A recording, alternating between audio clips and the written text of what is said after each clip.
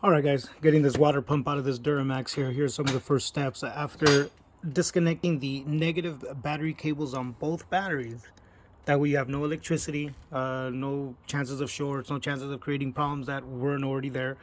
After disconnecting these batteries, you go ahead and take off the filter housing along with the filter intake tube. Very simple, you guys. Flathead screwdriver, that clamp right there.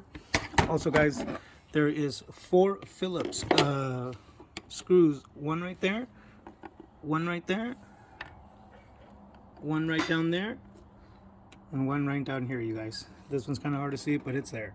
Go ahead and disconnect those. Also, guys, sometimes this mass airflow is really hard to get out. Just pinch the back right here with one hand. Put a screwdriver right at the edge right there, you guys, and push up on it, and there, it will come off. Move it out of the way.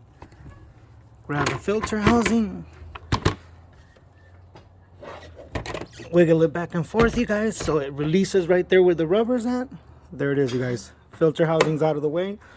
Also, guys, if you can, you should, not if you can, you should, you guys, always stick a rag right there, you guys.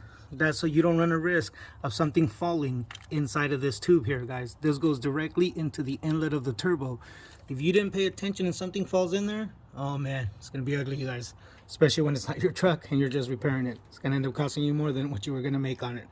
All right, guys, very next step after you remove this, the filter and filter tube, very next things will be the fan shroud, guys. I'll show you how to do the fan shroud right now.